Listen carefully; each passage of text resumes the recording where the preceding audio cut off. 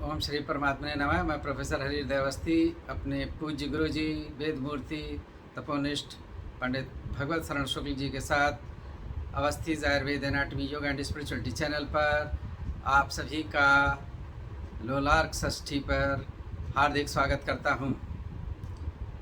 और हम लोग गीता के 7वें अध्याय के 28वें श्लोक में हैं, जिसमें प्रश्न बन रहा है कि भगवान का भजन कौन कौन कर सकते हैं। तो इसके विषय में गुरुजी शास्त्रीय विवरण हमको देंगे। तो नमोस्त्वनंताय सहस्रमूर्तये सहस्रपादाक्षिशिरोरुबाहवे सहस्रनाम्ने पुरुषाय शाश्वते सहस्रकोटियुगधारिणे नमः। कृष्णाय वासुदेवाय हरये परमात्मने प्रणतक्लेशनाशाय गोविंदाय नमो नमः। इस चैनल से संबद्ध सभी विद्वद्गण, सभी जिज्ञासु छात्रगण, सहृदय सज्जन वृंद एवं इस चैनल के संस्थापक तथा प्रबंधक आचार्य हरिहृदय अवस्थी जी, आज का विचार है कि व्यक्ति भगवान के भजन में कैसे प्रवृत्त हो सकता है, प्रवृत्ति उसकी स्वतः कैसे बन सकती है। आइए हम लोग इस पर विचार करते हैं। इस बात का उल्लेख कई व्याख्यानों में हुआ है कि किसी भी शुभ कार्य में प्रवृत्ति हेतु सात्विकता का होना अत्यंत आवश्यक है। त्रिगुणात्मिका सृष्टि है, सत्वगुण, रजोगुण, तमोगुण सभी में होगा। 100% कोई सत्वगुणी नहीं हो सकता, 100% कोई रजोगुणी नहीं हो सकता, 100% कोई तमोगुण नहीं हो सकता। जो अत्यंत सज्जन है, अत्यंत तपोनिष्ठ है और जितेंद्रिय है, विद्वान है, ऋषि स्वरूप में है, उसके अंदर सत्व गुण सर्वाधिक होगा। किंचन मात्र रजोगुण और तमोगुण का भी अंश रहेगा, किंतु वो भगवत भक्ति के प्रभाव से वो इतना दबा रहता है कि उसकी प्रतीति नहीं होती है, इसलिए अपना कोई भी वो कुचक्र नहीं कर सकता। परंतु कभी कभी हो भी जाता है। ऋषि मुनि भी, तपोनिष्ठ भी कभी कभी रजोगुण के फेर में आ जाते हैं और तमोगुण के फेर में आ जाते हैं। विश्वामित्र इसके उदाहरण है। विश्वामित्र ब्रह्मर्षि बनने के लिए तपश्चर्या प्रारंभ की, बड़ी उग्र तपस्या उनकी थी, किंतु मेनका ने आकर के उनके तपस्या को भंग किया। क्योंकि जब भी काम की प्रवृत्ति होगी उसमें रजोगुण का प्रभाव अवश्य होगा, और क्रोध जब आपको होगा तो तमोगुण का प्रभाव होगा। रजोगुण के प्रभाव से काम, क्रोध, लोभ, मद ये आपके अंदर होंगे। तमोगुण के प्रभाव से मत्सर, ईर्ष्या, द्वेष और क्रोध ये होंगे। तो इनसे बचने के लिए आपको सत्वगुण का आधिक्य बनाना पड़ेगा। अब प्रश्न ये होता है कि सत्वगुण का आधिक्य हमारे अंदर कैसे बने, रजोगुण कैसे कम हो, तमोगुण कैसे कम हो। तो इन सभी गुणों के अभिवृद्धि या न्यूनता में होते हैं हमारे पूर्वकृत कर्म, विशेष करके अपकर्म, जिनको हम लोग पाप कर्म कहते हैं। तो उनसे हमारी बुद्धि जो है वो दूसरे ढंग से नियंत्रित होती है, अर्थात हम अपकर्मों कर्म में हम प्रवृत्त होते हैं अपने उन दुष्कर्म के फलों के प्रभाव के कारण, क्योंकि हमारी बुद्धि या तो रजोगुण अधिक बनती है या तो तमोगुणी बनती है। तो इसलिए सर्वप्रथम उस परमात्मा के विषय में जब हम उसके तरफ उन्मुख होना चाहते हैं, उसका भजन करना चाहते हैं, तो अपने इंद्रियों को नियंत्रित करना पड़ेगा, मन को नियंत्रित करना पड़ेगा, बुद्धि को अत्यंत शुद्ध सात्विक बनाना पड़ेगा। और कैसे बनेगी? जब हम जितेंद्रिय होंगे, पूर्ण रूप से आचारनिष्ठ होंगे, गुरु के प्रति समर्पित होंगे और संपूर्ण जितने जगत व्यवहार है उनके तात्विक स्वरूप को गुरु के समीप बैठ कर उसको जानेंगे। तो उससे क्या होगा कि हमारे जितने संचित कर्म हैं, जितने हमारे कृत कर्म हैं, वो सब नष्ट होंगे। ज्ञानाग्निदग्ध कर्माणम, इसीलिए उसको कहा ज्ञानाग्निदग्ध कर्म। ज्ञान रूपी अग्नि से वो सब कर्म जल जाते हैं। प्रारब्ध कर्म का जो स्वरूप है वो तो रहेगा, किंतु वो उसका उतना प्रभाव केवल आपके इस जन्म से संबंधित जो अन्य स्वरूप है उनमें रहे। और भगवत समर्पण बुद्धि का जब स्वरूप बनता है तो पूर्ण सात्विकता की स्थिति बनती है। तो हमारे जितने संचित कर्म हैं, जितने कृत कर्म हैं, वो नष्ट होते हैं। तो वो पाप का जो प्रभाव हो वो नष्ट होता है। इसलिए भगवान ने कहा येषाम तु अंतगतम पापम, जिनके जो है निष्काम भाव से श्रेष्ठ कर्म करने से और आचरण करने से जिनके पाप नष्ट हो चुके हैं। तो परमात्मा को प्राप्त करने के लिए ये पहली सीढ़ी है कि हमारे जितने पाप कर्म है वो नष्ट हो। पाप कर्म नष्ट करने का जैसे क्रम बताया गया कि सर्वप्रथम इंद्रियों पर अपना नियंत्रण, मन पर नियंत्रण, बुद्धि का पूर्ण रूप से सात्विकत्व होना, जितने कर्म हो निष्काम भाव से प्रभु को समर्पित करते हुए ही हमारे सभी कर्म होना चाहिए। इसलिए भगवान ने एक सुंदर सा एक उपाय हमको सबको बताया, यत् करोषि यदन्नासि यज्जुहोषि ददासि यत् तपस्यसि कौन्तेय तत्कुरुष्व मदर्पणम्। जितने भी कृत कर्म, जैसे हमारे जो सयाने हैं वो बच्चों से कहते हैं आज तुम विद्यालय जा रहे हो, जो भी तुम अच्छा बुरा करो वो हमको बता देना। तो वो बच्चा जो शुरू से ही वो जानता है कि मुझे सत्य भाषण करना है, तो गलत काम भी किया रहता है तो अपने पिता को या माँ को बता देता है, और अच्छा काम किया उसको ही बता देता है।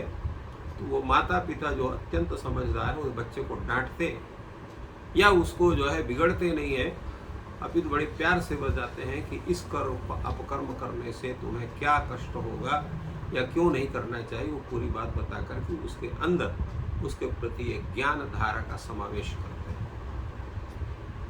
तो ये उस बच्चे का अपने माता पिता के प्रति समर्पण होता है। तो जो एक सामान्य माता पिता के प्रति हम अपनी बात कह सकते हैं, तो जो परम पिता है और वो सब कुछ है, इसीलिए हम स्तुति क्या करते हैं, त्वमेव माता च पिता त्वमेव, त्वमेव बंधुश्च सखा त्वमेव, त्वमेव विद्या द्रविणम त्वमेव, त्वमेव सर्वम मम देव देव। तो वो जो स्वरूप है उस परमात्मा का, जिसको हम सब जितने संबंध हैं सभी के प्रति उससे अपने को संबद्ध कर रहे हैं, तो हम उसे अपनी बात क्यों नहीं कह सकते? हम अपने सभी कर्मों को क्यों नहीं समर्पण कर सकते? तो हम निष्काम कर्म भाव से जब हम कर्म करते हैं तो सभी कर्म वो भगवत प्रीत्यर्थ ही होते हैं। तो इसलिए जो समर्पण होगा तो क्या होगा, सभी पाप नष्ट होंगे। और किनके पाप नष्ट होंगे? पुण्य कर्मणाम जनानाम। ऐसे मनुष्य जो पुण्य कर्म करने वाले व्यक्ति हैं, उनके भी पूर्व जन्म के पाप हैं, तो वो सब नष्ट होते हैं। नष्ट होने से क्या होगा? ते द्वंद्व मोह विनिर्मुक्ता। वो द्वंद्व और मोह से निर्मुक्त होते हैं। द्वंद्व क्या है, मोह क्या है? तो द्वंद्व होता है राग और द्वेष से। यह मेरा सगा है, यह मेरा शत्रु है, यह मेरा मित्र है, यह मेरे से अधिक संबंध है, फलाने मुझसे दूर है, इत्यादि के जो भाव है, उसी भाव के कारण हम दुखी होते हैं। हम देखते हैं आज राजनीतिक पार्टियां, वो भी किसी जाति विशेष को लेकर, किसी वर्ग विशेष को लेकर के वो निर्णय करते हैं कि फला को अपने तरफ लाएंगे तो हम जीतेंगे, फला को अपने तरफ नहीं लाएंगे तो हम नहीं जीतेंगे, उसके लिए प्रयास करते हैं। ये भी एक द्वंद्व है। सर्वत्र राग द्वेष का है, वो थोड़ा बड़े स्तर पर है। जो छोटा व्यक्ति है वो केवल पारिवारिक स्तर पर करता है। तो राग होना, द्वेष होना, ये दोनों घातक, जिनसे दोनों से मुक्त होंगे। जब दोनों से मुक्त होंगे तभी आपका मोह, मोह का मतलब क्या है? मोह का मतलब उसकी प्राप्त करने की जो दृढ़ निश्चय भाव है, उससे मुक्त होना। उसके प्रति जो एक आशा बनी हुई, वो आशा को समाप्त करना। इसलिए कहा जाए आशा ही परमम दुखम, निराशा परमम सुखम। इसका मतलब, मुख्य मतलब क्या है? जब हमें कहीं से आशा होती है तो एक हलचल हमारे मस्तिष्क में बनी रहती है, अब ये तब मिलेगा, अब मिलेगा, अब ये होगा, अब वो होगा। या किसी हम शत्रु का नाश, जो अत्यंत हमारे लिए घातक शत्रु है, उसके विनाश के लिए हमारा प्रयत्न होता है, वो तब मरेगा, अब मरेगा इत्यादि रूप से जो एक आशा बनती है, वही है हमारा मोह। जो हमको, मोह का मुख्य तात्पर्य होता है कि जो गलत वस्तु है उसमें भी हमको सही रूप में, सही वस्तु के रूप में उसकी प्रतीति बनना। हम ये जानते हैं कि संपूर्ण संसार के जितने जगतीय व्यवहार हैं उनसे हमको उस परमात्मा की जो है प्राप्ति नहीं हो सकती, उसे हमें मोक्ष नहीं हो सकता। फिर भी हम उसमें लगे हुए हैं, उसी के पोषण में लगे हुए हैं, उसी की व्यवस्था में लगे हुए हैं। कहीं हम घर बनाते हैं, कभी जमीन खरीदते हैं, तो कभी इस पद को प्राप्त करने की लालसा होती है, कभी उस पद को प्राप्त करने की लालसा होती है।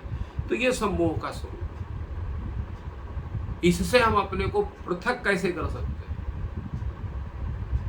तो पृथक तभी होगा जब हम उस परमात्मा के प्रति समर्पित होकर के पूर्ण विश्वास उस पर करेंगे। जब तक पूर्ण विश्वास नहीं करेंगे तब तक हमारी स्थिति सही नहीं बन सकती है।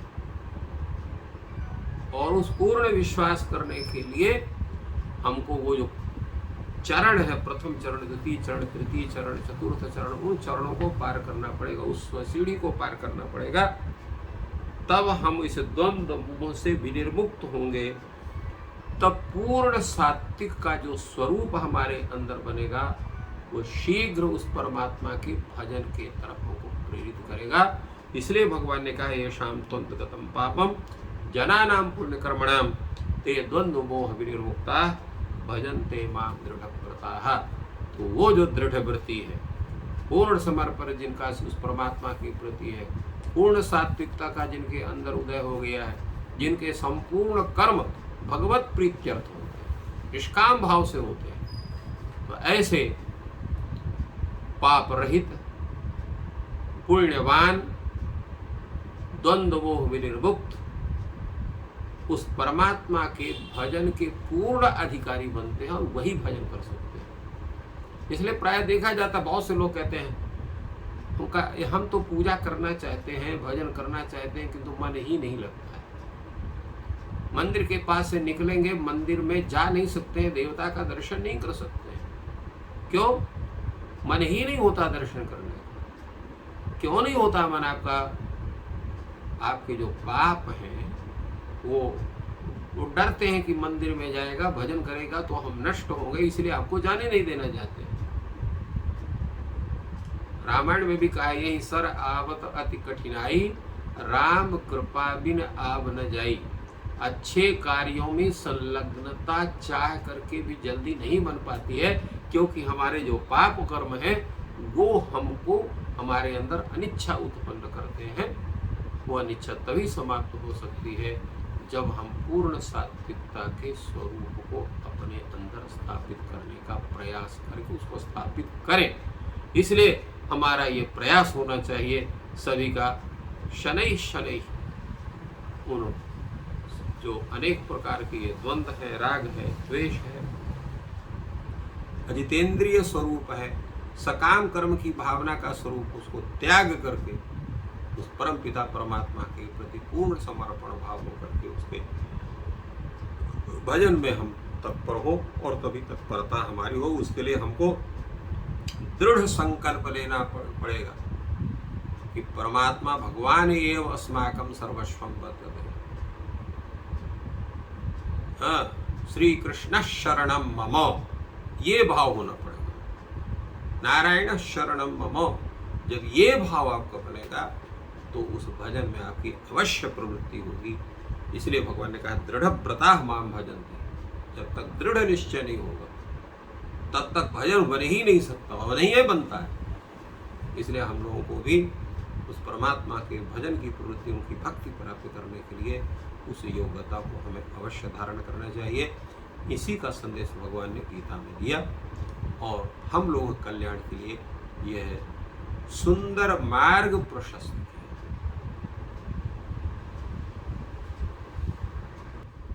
गुरुजी ने बहुत ही सुंदर विवेचन किया। यानी कि जो भजन बनने की स्थिति है, एक तो द्वंद्व से अपने को मुक्त करना है और दूसरी बात है कि अपने अंदर सात्विकता बढ़ानी है।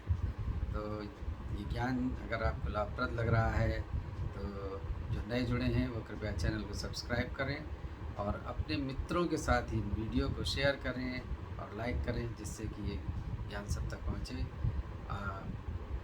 सबकी मनोकामना पूर्ण हो, आप सभी स्वस्थ रहें, प्रसन्न रहें। Thank you.